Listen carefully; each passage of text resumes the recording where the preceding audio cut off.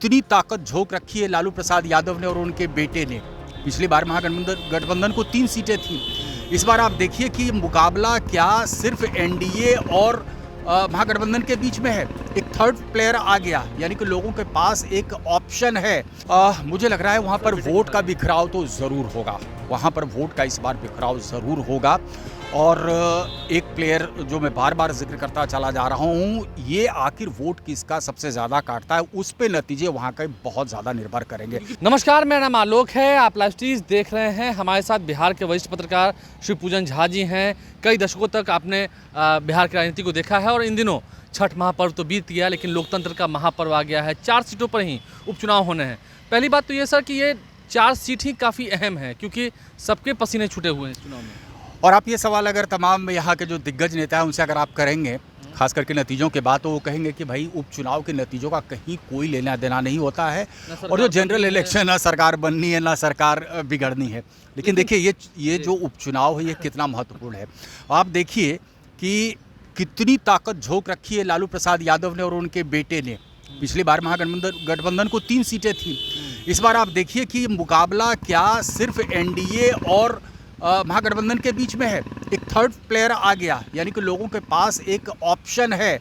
और आपको पता है कि कितना साइंटिफिक अप्रोच होता है प्रशांत किशोर का। वो तो ताल ठोक करके लगातार यात्रा कर रहे हैं, 18 जिलों की यात्रा कर चुके हैं। कितना मैसिव एक डाटा बैंक लेकर के वो आकर के बैठे हुए हैं।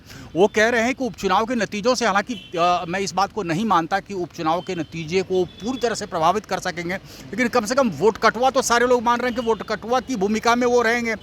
मुझे लग रहा है इस बार बहुत कांटे की टक्कर है। इसी वजह से तमाम पॉलिटिकल पार्टीज जो हैं उनने सबने अपनी पूरी ताकत झोंक रखी है। आलोक, आपको लगता है कि हाँ, इस जो मैंने शुरू में कहा, जो शुरुआती लफ्ज़ मैंने कहा कि 4 सीटों पर ही सबके पसीने छूटे हुए हैं, चाहे वो एनडीए खेमा हो या इंडिया खेमा हो, ये बात तो सही है? आपकी बात से मैं पूरी तरह से इत्तेफाक रखता हूं। सबके पसीने छूटे हुए हैं और इसमें कहीं ना कहीं भूमिका मैं मानता हूं कि जन स्वराज पार्टी जो बिल्कुल अभी पिक्चर में आई है और ताल ठोक के कह रही है कि 2025 में जो भी लोग छठ के लिए यहाँ पर आएंगे उनको वापस जाना नहीं पड़ेगा। वो सीधे रोजगार की बात कर रहे हैं।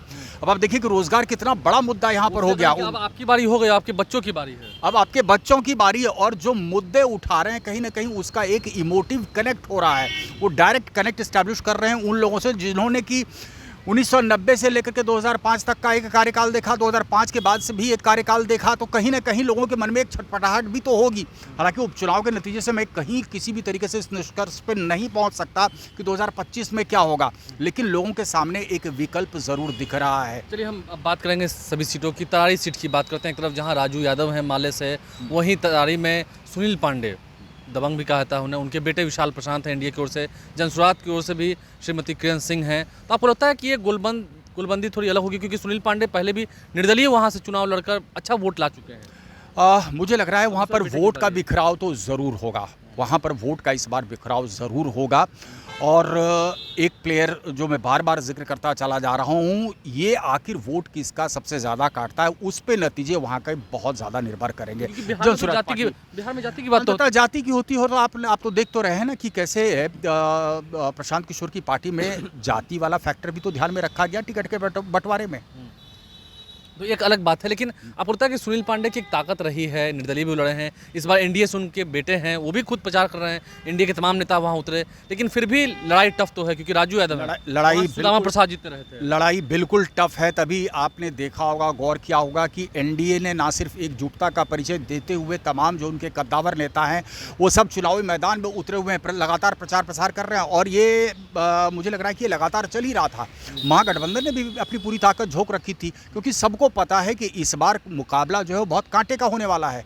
लेकिन अब हम बात कर रहे हैं अगर बेलागंज सीट की, ठीक है, सुरेंद्र यादव कई बार वहां से विधायक रहे, 6 बार लगभग विधायक रहे, 7 बार रहे, 7 बार 35 साल, और अब वो सांसद हो गए। लेकिन अब जब उनके बेटे चुनाव लड़ रहे हैं, सामने में मनोरमा देवी हैं, मोहम्मद अहमजद को खड़ा कर दिया है प्रशांत किशोर ने, तो ये वहाँ लड़ाई फंस गई। अब मोहम्मद अहमजद अब किसका वोट काटते हैं, यहाँ पर भी परिणाम उसी बात पर निर्भर करेगा। लेकिन आप देखिए कि यहाँ पर भी मांझी अपनी बहू के लिए लगातार जो ये कर रहे थे, इमामगंज में कर रहे थे। इस पूरे इलाके में आप गौर कर रहे होंगे कि एनडीए का कुनबा किस तरीके से एकजुटता का परिचय देते हुए वो कैंपेन कर रहा है, क्योंकि बेलागंज और इमामगंज कहा जा रहा है कि ये बचाना एनडीए के लिए बहुत ज़रूरी है। मांझी के नाक की लड़ाई का सवाल है यहाँ पर इस इलाके में, इसलिए मांझी ने भी पूरी ताकत झोंक रखी है। नीतीश कुमार भी वहाँ पर विग्रेसली कैंपेन कर रहे हैं, भाजपा भी विग्रेसली कैंपेन करती हुई नजर आई थी इस इलाके में। और लेकिन जो ग्राउंड से आप भी तो लगातार रिपोर्ट करते आ रहे हैं, ग्राउंड से जो बातें आ रही है मुझे लग रहा है कि कुछ हद तक बेहतर स्थिति बेलागंज और इमामगंज में एनडीए की है। आपको लगता है कि बेलागंज की सीट, मैंने कहा 7 बार सुरेंद्र यादव चुनाव जीते, अब तो एमपी हो गए, सांसद हो गए, अगर बेलागंज की सीट पर, क्योंकि जेडीयू ने कड़ी फाइट दी है इसलिए तो भी पसीने छूटे हुए हैं, अगर कहीं कुछ उलटफेर हो तो आरजेडी के लिए एक बड़ा झटका होगा ये। आरजेडी के लिए बहुत बड़ा झटका, और मुझे लगता है कि इस चुनाव के जो नतीजे आएंगे, मैं चारों सीटों को अगर मैं बात करूं कलेक्टिवली, तो मुझे लगता है कि इस चारों सीटों पर जो भी नतीजे आएंगे, पिछली बार आप गौर कीजिए कि महागठबंधन 3 सीटों पर काबिज हुई थी, 1 सीट पर एनडीए थी। यहाँ पर एनडीए के पास गेन करने के लिए बहुत कुछ है, लूज करने के लिए बहुत ज़्यादा नहीं है। वहीं पर हम देख रहे हैं कि इसी चुनावी मैदान में जनसुराज पार्टी भी अपना किस्मत आजमा रही है। तो त्रिकोणीय मुकाबला हम कह रहे हैं, लगातार बार बार आपको जिक्र कर रहे हैं, त्रिकोणीय मुकाबला। जो साइलेंट वोटर है वो किस तरफ जाएगा किसी को नहीं पता है। हम तमाम इक्वेशंस की बात कर ले और सारे इक्वेशंस धरे के धरे रह जाते हैं, ये हमने लगातार देखा। जातियों की बात हो रही है अभी जो लोकसभा चुनाव के परिणाम आए उसमें तो सारे इक्वेशन सबके धरे के धरे रह गए, किसी को अनुमान नहीं था कि इस तरीके के परिणाम आएंगे। सब तो इसी बात पर चर्चा कर रहे थे ना, अब की बार 400 पार।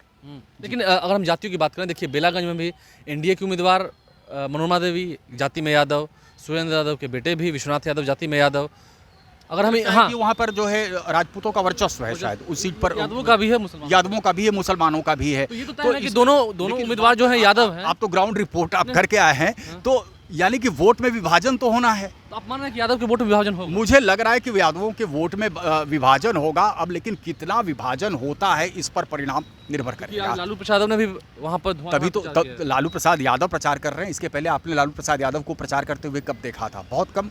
अपनी बेटी के इसमें एक बार गए थे भले ही वो, लेकिन बहुत ज्यादा प्रचार प्रसार करते हुए नजर आए थे। पाटलिपुत्र यादव लगातार जो है कैंपेन खुद कर रहे थे हर जगह। मान रहे हैं कि लालू यादव का उतरना ही बता रहा है कि टफ होगा, कहीं ना कहीं बहुत जो है उनके लिए चुनौतीपूर्ण है ये चुनाव, तभी लालू प्रसाद यादव चुनावी मैदान में उतरे हैं। अब हम बात करते हैं रामगढ़ की। रामगढ़ में जगदानंद सिंह के बेटे, क्योंकि एक बेटे तो सुधाकर सिंह वहीं से रामगढ़ से विधायक बने, कृषि मंत्री बने, फिर इस्तीफा दे दिया था, फिर वो सांसद हो गए बक्सर से।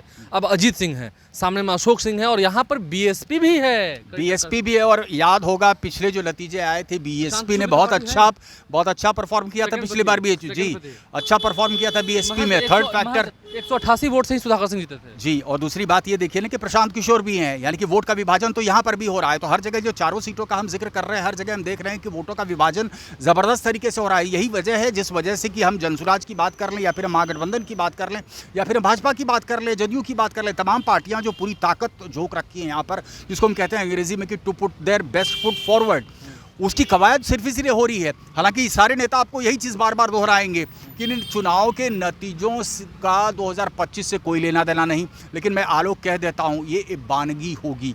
कहीं ना कहीं 2025 में क्या होना है उसकी बानगी आपको इस चुनाव के नतीजे में देखने को मिलेगा। आप मान रहे हैं सर, प्रशांत किशोर की बात करें, अगर 1-2 सीट भी प्रशांत किशोर जीत गए अगर, तो फिर एक बड़ी, देखिए नहीं भी सीट जीतते हैं, अगर ठीक ठाक वोटिंग परसेंटेज उनके पक्ष में गया, तो मुझे लगता है कि जो तमाम पॉलिटिकल पार्टियां हैं उनका एक ऑल्टरनेटिव बिहार में तैयार हो जाएगा, जो परेशानी का सबब बन सकता है सबसे ज़्यादा राजद के लिए, और मुझे लगता है फिर जदयू जैसी पार्टियों के लिए बहुत बड़ी परेशानी का सबब बन सकता है। अगर बात कर रहे हैं, अब तो प्रचार प्रसार समाप्त हो गया है, अब वोटर्स के मन में जो कौतूहल है वो दौड़ रहा होगा, वो घोड़ा दौड़ रहा होगा विचार वाला कि कहाँ जाकर रुकना है। ऑलमोस्ट यह लगता है कि वोट सेट हो जाता है। हम तो हर बार हम लोग तो यही देखते हैं कि कास्ट लाइंस पर वो जाकर के ठहर जाता है, लेकिन कास्ट में अगर किसी भी तरीके से सेंध लगाने में प्रशांत किशोर कामयाब हों, और हर एक सीट पर जो कास्ट इक्वेशन एग्जिस्ट कर रहा है, कई सीटों पर हमने चर्चा की इस बात की कि यादव वोट में सेंध लग रही है या राजपूत वोट में जो बिखराव हो रहा है, अगर ऐसी स्थिति उत्पन्न होती है तो ना हम कयास लगा सकते हैं, ना आप कयास लगा सकते हैं कि नतीजे क्या आएंगे। एक ही चीज़ हम कह सकते हैं इस वक्त पर, वो ये कह सकते हैं कि ये चुनाव बेहद दिलचस्प है, और इस चुनाव के नतीजों पर 2025 की एक तरीके से बानगी वो जो है वो आपको देखने को मिल सकती है। मान रहे हैं कि किसी भी सीट पर किसी को भी आप झुकाव नहीं? मैं किसी को ये नहीं कह रहा हूँ, हालांकि जो कुछ ग्राउंड रिपोर्ट्स आए थे उसमें जिस हिसाब से ताकत झोंक रखी है एनडीए ने, कहा जा रहा है कि शायद एनडीए बेलागंज और इमामगंज की सीट पे कुछ मजबूत स्थिति में है, लेकिन कहना मुश्किल है। अभी कहना मुश्किल है। देखिए, देखना होगा क्योंकि चुनावी प्रचार थम गया है। अब जब वोटिंग की बारी आएगी, जनता किस पर अपनी मोहर लगाती है देखना होगा।